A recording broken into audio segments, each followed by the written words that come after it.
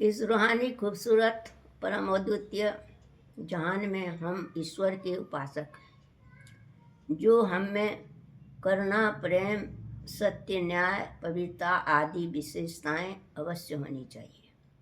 हम उनके आदर्शों तथा सद्गुणों का बार बार स्मरण करते हैं। हम इसलिए उन्हें याद करते हैं कि हम स्वयं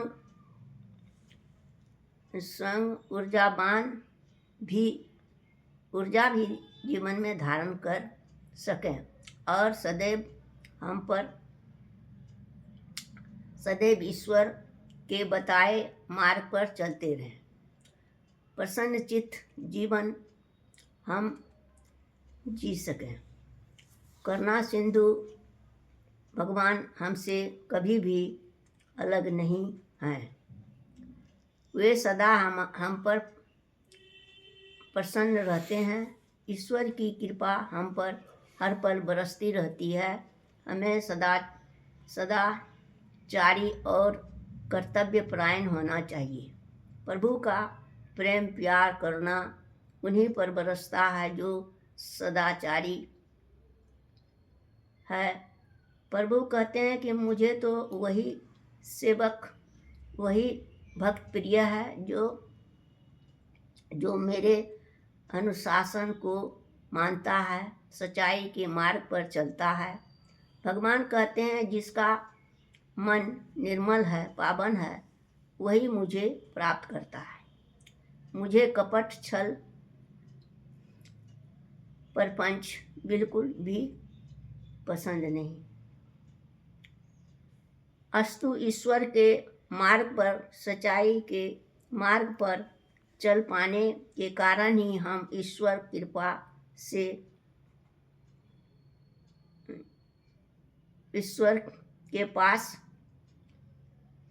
उनके मार्ग पर न चल पाने के कारण ही हम ईश्वर की कृपा से वंचित रहते हैं।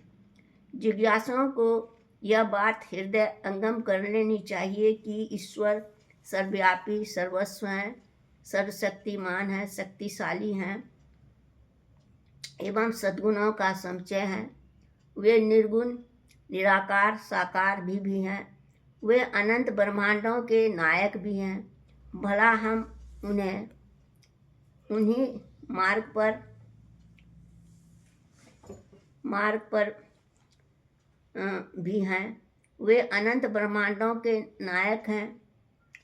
पदार्थों के अर्पण मात्र से कैसे प्राप्त कर सकते हैं, जो स्वयं इस सृष्टि के सृजनहार हैं, पालनहार हैं। इस जगत की सारी वस्तु उन्हीं की है। सब उनके विराट प्रभु का ही तो है। इसके माध्यम से भगवान ने हमें यही संदेश दिया कि यह सारा जगत ही उनका स्वरूप है। यह संपूर्ण ब्रह्मांड उनकी ही अभिव्यक्ति है।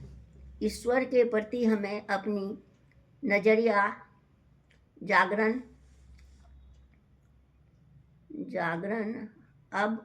अवधारणा बदलनी चाहिए।